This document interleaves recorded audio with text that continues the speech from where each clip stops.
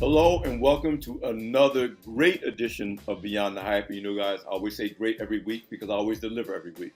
So listen, today is going to be no exception. I'm Alfred Edmond Jr., Senior VP and Executive Editor at Black Enterprise, and we have actually very special guest on a very special subject today. We're talking to Kahlil Freaky Ka Emory. Now, if you heard the term Freaky Ka and you know hip hop, that might sound a little familiar to you. And as we get to the conversation, you're going to understand why. But we're talking about one of the legendary groups out of Queens, New York, Lost Boyz. And the reason why his name sounds familiar to you, because he is the son of a founder of Lost Boyz, Freaky Ta, Tahliq Rogers. That is my guest today. I'm privileged to have him here. Welcome to the show, Kahlil Emory. Yes, it's a pleasure to be here. It's a pleasure to be on Beyond the Hype. Yes, thanks for the invitation. You know, letting our audience know how we first connected. Um, I had the pleasure late last year at an event, a conference celebrating Black men, which you know we're all about here at Black Enterprise, where I had the privilege of being one of the honorees with some work I had done over the years as the editor-in-chief of Black Enterprise magazine. And it was through that I had the pleasure of meeting Kahlil and Spigg, and Yes, because the yes. Lost Boyz, the legacy of the Lost Boyz, was also being honored, and so you know everybody knows who you were. They're like, who's this guy up there with them? But because you guys, the group is a Queens legend. Your dad and MC Mr. Cheeks is a legend.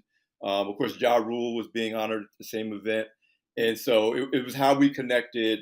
Right. You very much impressed me in terms of you carrying on the legacy. I think when I first got introduced to you, I didn't realize, I was like, oh, I know you're a group because Lost Boyz was featured in Milestone magazine, and you was like, yeah, but that was my dad. That was my Yeah, dad. yeah, nah, definitely.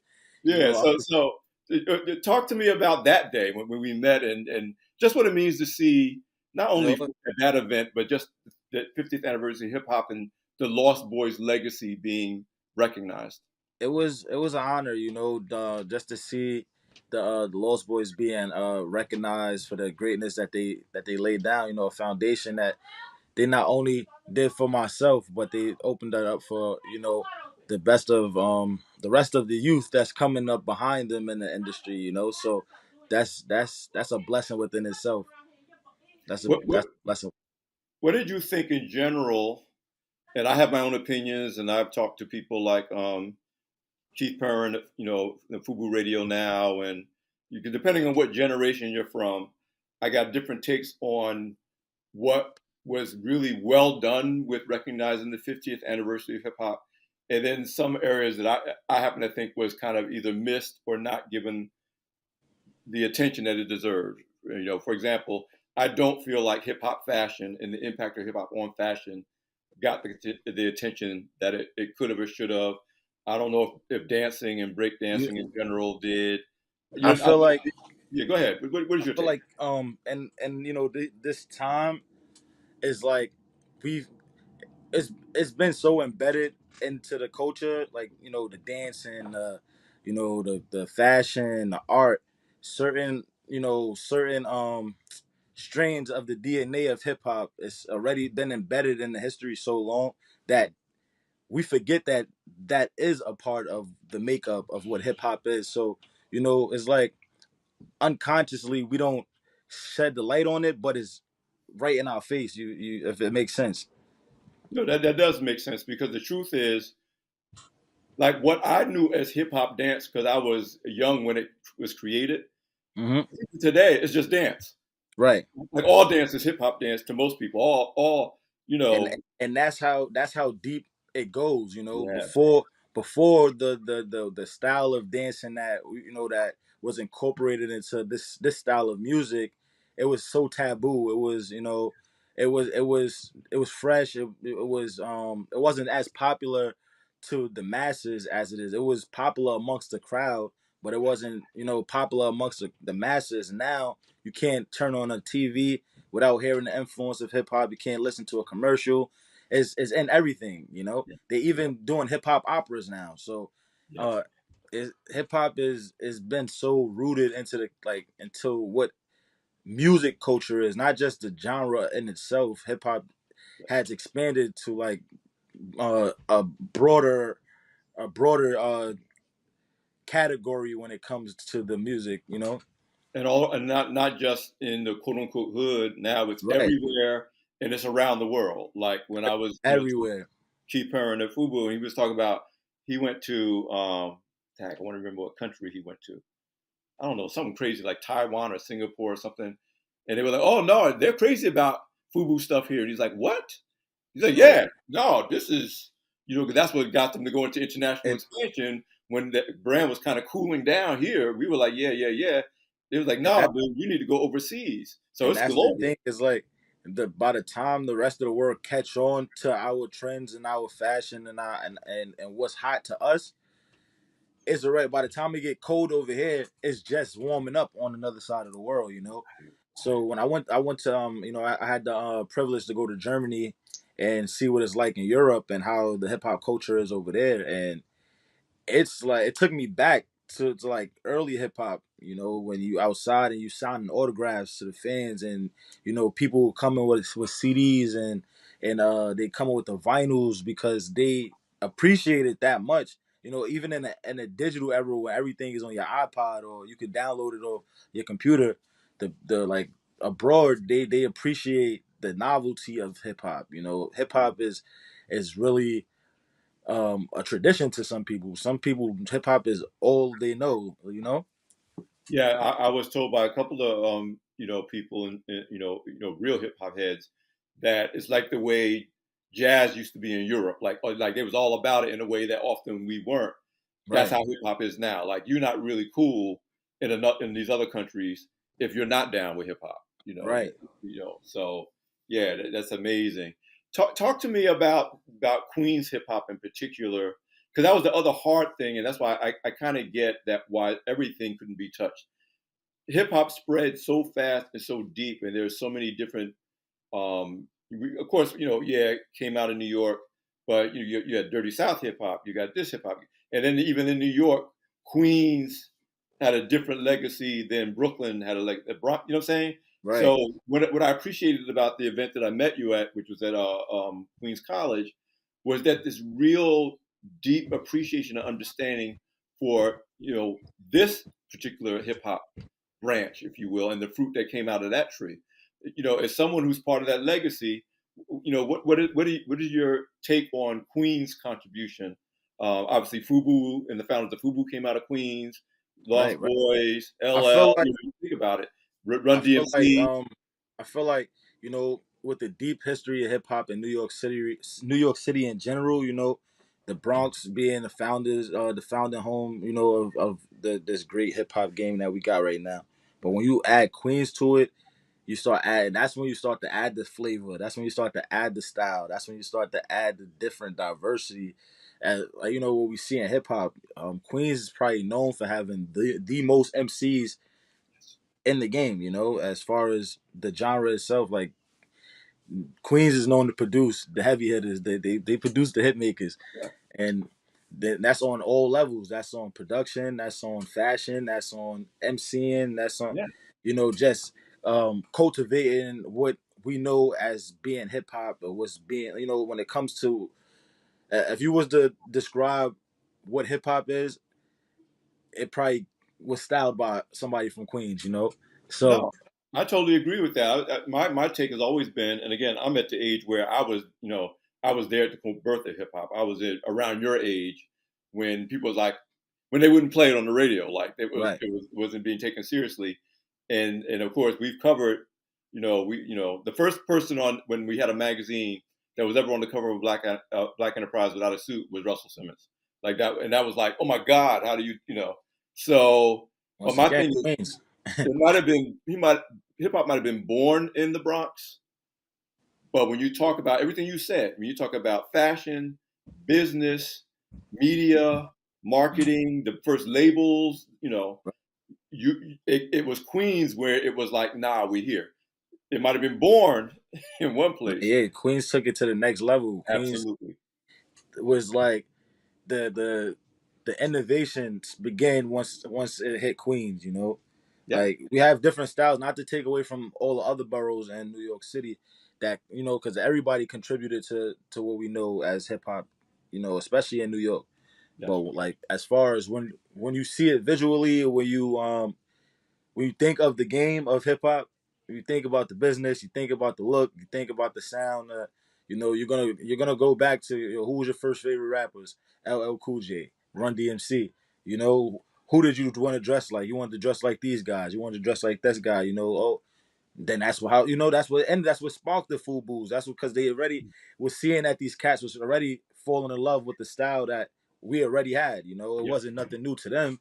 It was just something the world needed to be introduced to. Put a brand on it. Let's start putting brands on these names. Let's start labeling what these things are and what it represent. And that's why one thing about Queens, like I think everybody is prideful, but Queens and Brooklyn are very prideful when it comes to repping their boroughs, and especially when it comes to repping for their music. And that's how I got to give you props because I'm a Brooklyn dude. I was raised in New Jersey, but when I got out of college, my whole adult life was in Brooklyn. Yeah, So when I'm giving Queens props, I'm giving you Queens props as a dude that's like, no, but I'm Brooklyn. I'm Brooklyn. But can't again, it speaks for itself. You could, everybody got nah. to give But respect where respect is like I due. said, respect goes to all five boroughs Yeah. because everybody play a big part Right. in the origin of hip hop. Because hip hop then grew. Now look where is in China, is in Africa, is in Europe, is on every part of this world is Yeah. infected by hip hop Yeah. right now. And across multiple generations, when people and thought it was and, like a and one multiple generation. generations. You Yeah. know, Because I remember, in the early 2000s, we would have conversations a bit like Enterprise and say, "Oh, we got to capture the hip hop generation," and I'd be like, "Which one?" right, Like, there's like right, four by then. I was like, "So you got to be careful who you talking to because Generation Z or Generation X ain't the same hip hop generation as right, millennials, so right, you got to." and that's the beauty of it too. Like when you start peeling back the layers, like it really tells. You can really see how far we came as generations, and how far we came as people. Right. Yeah. And the story is right here. Somebody they just tell it different. The reporter is Mhm. always a different news reporter. Yes. So when you get to sit back and get to really listen to these stories that's coming from these artists from these different places in the world, and they got a voice through the music, through the hip hop, through so it's no holds bar when you step into this rap game. Yeah. Yeah. So so my conclusion of the celebration of the 50th anniversary of hip hop last year mostly is that it's not over. Like It's hip not. hop is too big to try to limit it to a year. So to me, it's a continuation, into the next 50 years because hip hop was too big to fit into a year or 2 year celebration because of everything we just talked about. It's It's way bigger than the sounds and that that, people remember. and that's what's gonna be like. I think that the celebration of the 50th year of hip hop was just to let the world know that the genre is not gonna die no time soon. Right. Because Yeah. 50 years ago, when they thought it was over, when we got to the 10-year mark, they like, oh, they still around. When we got to the 20-year mark, they still around. Now we at the 50-year mark, and it's just a whole new fresh air wave, a whole new wave of fresh talent, a whole new energy, and the same artists from 50 years ago, they're the new Marvin Gaye's. They're the new, you know, like that's the type of music that my mom and my grandma was playing. This is the type of music that I'm gonna be playing for my grandkids now. So like the history is definitely getting richer and richer as the generations go forward. If you listen to the new music now, a lot of the new artists are starting to tap into the artists from the '90s, starting to tap in more and doing more research on older artists and seeing where the music came from. And now it's starting to influence and resurface again. So the artists in the rap game and these producers that's in this rap industry, they're not gonna die out. As long as we keep making Yeah. hits, as long as the artists keep doing what they got to do, the music is gonna live forever. So what we're talking about clearly is that both, and I want to again shift the focus back to Lost Boys in particular, is both the legacy of Lost Boys and the future of Lost Boys. But we can't have Mhm. that conversation obviously without talking about your dad. Um, it's been 25 years, but when this interview is released, it'll be literally going into the 25th anniversary of his passing. My understanding is he was leaving a birthday party for MC Mr. Cheeks. Mm-hmm. It was a total case of mistaken identity. He was shot, passed away, but obviously his legacy lives on. But you were only 8 years old when he passed. What did you understand about him and what he was doing when you were a kid? And how has that legacy informed your growing up? And even now, proudly representing the Lost Boyz banner as we look to the future. Right. Well, like you said, I was only 8 when it happened, so reality kind of hit me at that age, but I didn't really understand the full capacity and impact of who and what my father really meant to not only myself but to a lot more other people than just the family. And at that time it was just learning to become a young grown into a younger man, and becoming a young man without his presence was the difficult part. Having not getting not getting the answers that I need from him. So that was kind of the hardest part of growing up. Becoming a young man without getting the answers from the person that I expected the answers from. So but through the times, I got to realize that he meant a lot. He meant a lot to a lot of people, and he was trying to empower the people that was around him. My dad only died when he got killed when he was 27 years old. So I'm 33. I outlived him, and at such a young age, I I noticed that he had such an impact on not just his friends, not just his relatives, but on a whole community and beyond. People older than him looked up to him. He did for people that was older than him. He did twice as much for the ones that was younger than him. So he had a vision that he didn't get to see fully come to fruition. So he was cut short, and that was that's the unfair part of the game. But Yeah. living in the environment, coming up in the environment that we do, and around the time as I got older, I started to realize, like, it's really the only way to change that type of circumstance in the community is stepping in and trying to be that voice of reason, Mm, even if it's a little, even if it's small. right. And that was his thing. He did what he could, even if it was small. So Yeah, yeah. So no, you're right. Here's how I personally experienced what you were saying. So again, when we met at the event at Queens College, um, and Spig Nice was there. I mean, obviously, you had other people there too that was very supportive. Even how Ja Rule was with you. mhm. Um, but Spig Nice in particular struck me as like really um, being supportive. Um, honoring. Obviously he was there to be honored, but he was honoring the legacy as much as he worried about himself being. You know what I'm saying? There was an Right. energy around it that said, "Yeah, there's no replacing, the presence of your dad." And, And I get that on one level because I didn't really get to know my dad for real until like the last 15 years of his life. So it matters. Like you said, there's mhm. answers. Yeah, the answers come from other people, but Right. you know. That It hit said, different. though, I could feel the respect and the love for your father in the way that people you're cared for respect you. Right. Just on that brief time we were together that day, you know. Right. Right. And it's not again, you never can replace people, but it's a blessing when you got other people that said, "I knew your dad. Here's what he was about," and we will always honor and respect that. At least Right. that's the impression I got from just being around you guys. But that's the thing too, like, and I try to, like, I gotta take that, like, humbly, and I gotta take it, you feel me, with a certain reverence, because um like, it could go either way. So I try to carry myself humbly, so that I can get that type of love, so that it can be receptive, so it can be reciprocated back, so I don't come off a certain type of way to people that do have a certain type of respect for him, you Yeah. know. So it's like a responsibility I have just to embrace the love. Like when I met you guys, it was nothing but love, so I could give the love back, and it's genuine. There's no, you don't have to pay for this. This is genuine impacts that we can make. One, even if it's like I said, if it's something small, just connecting with the right people.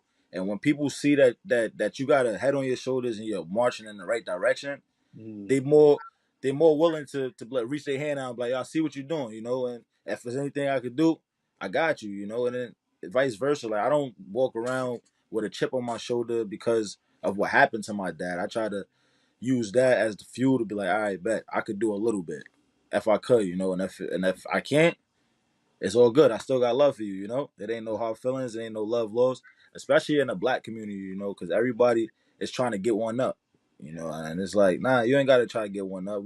I could help you get one though, or you Yes. could probably help me get one. Like Yeah. either Yeah. way. Yeah. This is what strikes me about you. First of all, you got to know I don't always like me trying to do interviews the first time I meet somebody. When I met you, I was like, and then I talked to Simone, and I was like, yeah, he might be a good dude to have on the show. But here's the deal, and you said it a little bit. It could go either way. Sometimes the legacy of an absent father can be such a burden that the person goes totally left. Hmm. And then, and I think you're an example of what I'm about to say. You see, and again, I'm sure you had to go through some stuff to get to where you are now. You Oh, go most through definitely. where you are now, but you seem to carry the mantle of your father's legacy in a very graceful way. Like you said, humble, respectful, in a way that often, especially the sons, have a hard time. This is whether the father is alive or not. Like Right. carrying off the legacy of a father who is known and has done something, and then you lost yours so young in life. I was impressed by how you seem to be able to carry that in a way that's very graceful, given how young you are. Nah, like I said, I appreciate that. Comes from my mom and my grandmoms too, because Mm. it was, they had to deal with that as well. Like they had to deal with raising a son without a father in Mm. a tough environment, not knowing which way I was gonna go. That probably was one of their biggest fears. Is like, Mm. we don't know which way he's gonna go. But with that, like I said, I got the proper love from my family, and they helped me down through a lot. A lot of things that, like I said, I was trying to find answers. Sometimes I was looking in the wrong places, getting some of the wrong results. But just staying humble and listening to some of the lessons and learning a lot of lessons, hard ones, and some that I got showed the right way. So, but with that, it's just I got growing up, because I grew up in Queens. I grew up in Far Rockaway, Queens, a tough area in Far Rockaway, Queens, and I seen a lot. I lost a lot, and I got a chance to make a choice. Do I want to do this, or do I want to make something of myself? Like, regardless of what it could be, because I started realizing as I got older I could do anything, and I feel like a lot of times as young black men, we don't get instilled the confidence that we need to feel like we can do anything that we want. We feel like we do what we see, what makes what looks like is gonna get us by, or what we get, how can you call it, we is the word I'm trying to say, we get complacent Yes, with yes, things around us that that just make you feel comfortable. So, right, but we don't really get push or get that extra motivation to go try to step out the box or try to do something that's not normal to our environment. So, right, but I right. had the opportunity. I had myself when I turned 17. I had got my acceptance letter to college, and freaking I never forget, it was I was leaving for college August 10th, and one of my best friend, my god brother, he got killed. We was both leaving, both supposed to start college August 10th. He got killed Mm. July 10th. Oh man. You feel me? So we both young, we both going through the same struggles in life, we both seeing the same things. Mind you, he was the star athlete, he was the honor roll student, but he was good in the street too. Like the streets loved him. But he was caught in between the two. We both was caught in the same on the same path. And he lost his life that summer, Mm. and that was the summer I had to make a decision. Like, do I want to keep playing on the fence, or do I Right. want to get myself together, or and man up and start taking on some responsibility? And like I said, us as young black men, we don't really get shown those opportunities because some of us, this is our first, we the first generation going through some of this stuff, especially like going to college and starting a business and stuff. Like some of us, we're the first in our families that even do these things, so that alone can be a trip in itself, you know. Yeah, I mean, we do without imagination and without motivation, we tend to do what we see. And you're right. You Right, can look around and be like, well, this is what everybody else do, so why should I expect to do anything different or more? So, it's a blessing when it's both a blessing, but in this case, it was a tragedy that you lost a close friend who was on the same track that you were. And even then, it could have gone either way. You could have been right, like, oh, F this. right. They took my It was man out. I don't care no more. And and so And trust me, it was. I've had those feelings. I can't. It mm, was moments where I had those feelings. It was like, mm, it is what it is. But it was just always something in me that was like, nah, just step a little bit further, bro. Take another step and see what that feel like before you stay right here.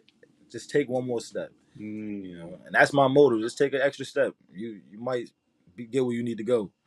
Yeah, that's my rule too, man. I was like, just keep going. I don't, this is Hmm. horrible what I'm dealing with right now. But just like you said, you say one more step, I just say keep going. Even if it's That's just keep right. going.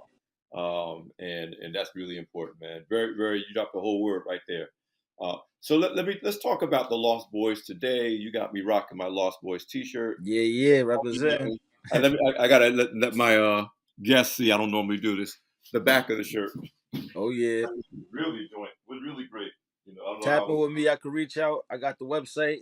Got merch on the site. Oh, we're gonna make Book sure you me give for all life. that.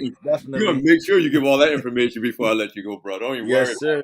But talk about the Lost Boys today and what's happening and what we're talking about the legacy, but let's talk about the future. So what do we got to Well, look forward can't talk about the future without getting a little bit of history. to? Lost Boys. Shout out Mr. Cheek, shout out Spigg Nice and Pretty Lou. They still, they still holding strong. We still moving. We keeping it going. Cheeks got a bunch of new music coming out. I got some new music coming out. We touring. We getting ready for the 30th anniversary of the Legal Drug Money album, which will be 2025. We're working on the world tour right now for the 30th anniversary of the Legal Drug Money, which is the first album. Uh, like I said, we gearing up for Freaky Todd Day this year, May 11th, to celebrate 25 years of the essence of Freaky Todd Mhm. and giving back to the community and Lost Boy fashion how we do every year. But right now we just spreading the legacy. Now we getting it moving. We got a new documentary on the way, so that's gonna touch a lot from the past, the present, and the future. You get some insights, some special uh, knowledge that's never been seen or been really spoke on most interviews. So you're gonna get a lot of dope insight with that. Um, we just working. Dang, it's so much going on right now. It's like what else is going on? We got a show coming up with Rick Ross and Young Jeezy in Atlantic City, so Okay. that's gonna be pretty big. Yeah, the calendar's getting filled up. So promoters, if y'all looking to book the Lost Boys, you know It where to looks like find you us. having a good time, bro. I can Yeah, I'm tell just when people I'm enjoy just their work. just enjoying it, just enjoying it.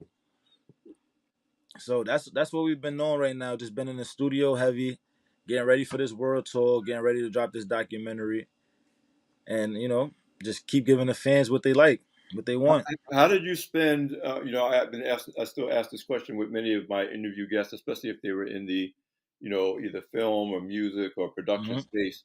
What was the experience there in the pandemic for you and Lost Boys? In Oh terms wow, of. honestly, we was still working. We had actually dropped a project on the pandemic called The Grand Scheme.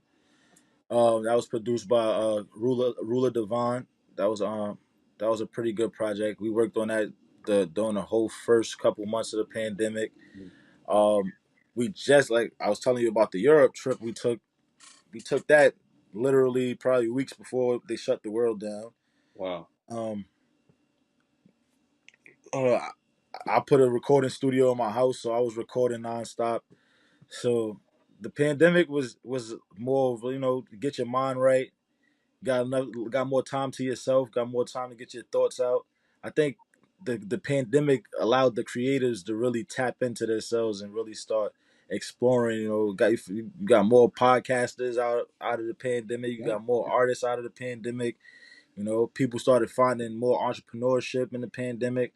So I think we need a good 30 days a year to lock down lock down No, the world for 30 days you're and get making a back point to that you're making a point that I've heard from everybody from like when Wayne Brady's been on the show and he said, it made him stop and really think about how he wanted to, what right, like I said, created content. He wasn't into social media before that, and then he learned through his daughter how to actually maximize, TikTok in particular in a way that helped his career coming out of the pandemic. I heard right, it from Lorenz Tate. I heard it like you said, the first thing was like the first was the shock of being shut down, right. and then it was like, but wait, I got time, I got space, I can get into the studio or I can start Right. writing You would things have no. that I You were so bored that you would have nothing else to do but be constructive and start yeah tackling stuff.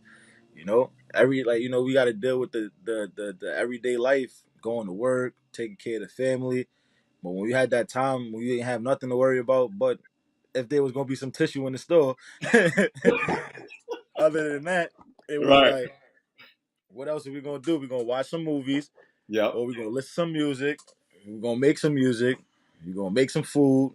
You know how many chefs came out the pandemic? yeah yeah even me, I've been cooking all my life, So but I cook way better now that's what I'm saying. You before the took some pandemic. time with your craft and got it better. So I Yeah. think we need 30 days a year, shut down the world for 30 days. We get back to the world for the other 11 months. Well, for those of us, again, the other hard lesson we learned for those who work kind of jobs is like actually take your vacation. Don't Right, don't be like, oh no, I got vacation time left. Because so people like me, we don't have an excuse. We had vacation time. We have 30 days right. to That's do what I'm that. saying. You gotta Yeah, take that time is necessary though, because we don't really. That's a part of our health. That's a yeah. part of our Rest and mental and recovery is physical. health. We don't really we be so much in the groove of things that we forget about that. That 30 days of reset was necessary because the world got better. The air was better outside, less traffic, pollution went down, the sea cleaned up. So it's Yeah. like we need that. The world And needs that and we realized things that we were taking for granted that for now I'm like, I don't take it for granted. for granted.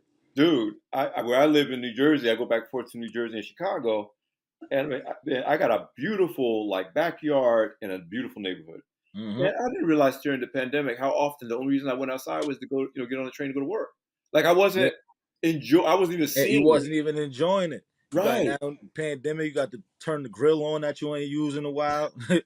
Got to sit outside, just really enjoy the moments. Yes. Yes. You So know. listen, man, we are coming down the home stretch. You've been so generous with your time. I'm Nah, loving. nah. I'm enjoying the conversation. Is going. I like it. I'm enjoying Yeah. myself. So, but let's before we run out of time, let's make sure people know, where to get the merch, the website, where to follow Oh you, yes, where to yes, follow yes. Lost Boys, because we never get it all in one conversation. So, I Nah, you know want to how make that sure our goes. audience knows. Okay, okay, yes, yes. Once again, y'all can follow me on Instagram at FreakyKah. That's FreakyKah. Y'all can tap in there for the merch. The merch store is on my site, lbforlife.com. You can follow the Lost Boys page, Lost Boys for Life. Follow Mr. Cheeks, 132 Mhm. on Instagram. Follow OG Spig Nice on Instagram. Follow Lou LB Fam on Instagram. That's the rest of the Lost Boy family. Y'all can stay tuned. We got a bunch of tours coming up. We got a bunch of shows coming up. I told you April 6th we're gonna be in Atlantic City. May 11th we got Freaky Todd Day out in Queens. Anybody want to tap in and be a part of that? We're looking for sponsors. We're looking for venues and vendors to come through. You're more than welcome to tap in and be a part of the celebration. Bring your family, bring your kids. It's gonna be a great time. Um, Thanks for the love. Thank you guys at Beyond the Hype. Thanks for having me. I appreciate the time. I Yeah, I might have. appreciate. I think I might be in back in New Jersey, like, 'cause I go back and forth, and of course I've traveled for other stuff too. But I think I might be able to get down to Atlantic City. I think I might. I Listen, think I might try to do that. it's gonna be a good time. You know, all you gotta do is hit your boy up. I'm gonna Oh, roll out the carpet for you, Unc. I'm rolling all out the right, carpet. all I'm right. rolling out the carpet, man. And I got a Listen, chance. I think I got a chance to speak to your son too. oh, my son David. Oh, you talked to David? Well, again, people in the space know he's E. Nigma. I keep Yeah, calling him David. It's Enigma. like I know Yeah, Dad, but I'm E. Nigma. I mean, yeah, I didn't know yeah, that. You guys connected. yeah. I got a chance to connect with your son, so I've been chopping it up with him. You know, I'm gonna stay in contact with him. We're gonna get this music thing rolling. Okay, cool. Yeah, that's great. Yeah. All right. Nah, definitely, I definitely. appreciate that. I appreciate. I know he does because Nah, yeah, for sure, for sure. He if got you some talk to talent him, too. he knows some hip hop. He loves hip. I mean, he's been into it Yeah. since he was. But listen, he had the lyrical ability. The legend, and it is true. We would be driving down like Empire Boulevard in Brooklyn, right? Hmm. And he's maybe 4, still small enough to be in a car seat, not a baby seat, but a car seat. Yeah. And we were like, what is he talking about back there? This dude would just see stuff out the window and be like flowing. Like what? And we were like, me and his mom was like, what is going on back there? And sure enough, now he's doing what he's doing. But you know, it's a beautiful thing. That's all I got to say. Nah, definitely, Beautiful. definitely, definitely. Listen, man, I really want you to have kind of the last word on again your dad's legacy, but more importantly, what you hope to do, what you want to accomplish in the future. That's not just about your father's legacy, but the legacy that now you're building as Right. Kahlil Emory, as Freaky Ka, that Yes, builds yes. on your father. But you're your own man. You're your own person pursuing your own life. Well, like I said, I come from good stock, so I feel like it's only right that I keep spreading the blessings with those that come behind me, just like it was laid down for me. I'm heavy on the creative arts. I'm heavy on the youth. I'm heavy on being an impact in the community in a positive way, the best way I could, and my whole goal and this future of the Lost Boy family. I'm working on trying to facilitate organization for performing arts, visual arts, culinary arts, recording arts, and give the youth in my city an outlet. Give my youth in my city a chance to get the resources that they need. Because I feel like that's the only thing that's standing between some of these kids is having the proper resources, having the access to the things that they need to take it to the next level. And sometimes the only thing standing in between them is the finances. So if I could create a medium and help support some of these kids and give them the resources that they need to get to the next level, that's what I want to do. That's why I'm trying to work with some of the politicians in my neighborhood. I'm trying to, work with some of the other celebrities that I know to help, bring that into fruition. My ultimate goal is to get a building, and inside the building have these respected arts get, the respected resources that they need so that we can open our doors for some of the talent that's in our city that's right under our nose, because that could be the make or break between the next big thing around us and the next, saving a kid from being either in the grave or in jail. Yeah, So yeah. if I could do that, I feel like I'm content with what I'm here on this earth to do. And I feel like that's one of my missions, to give back and create that outlet, as I have the opportunity to get certain doors open for me through a foundation that was laid down before me.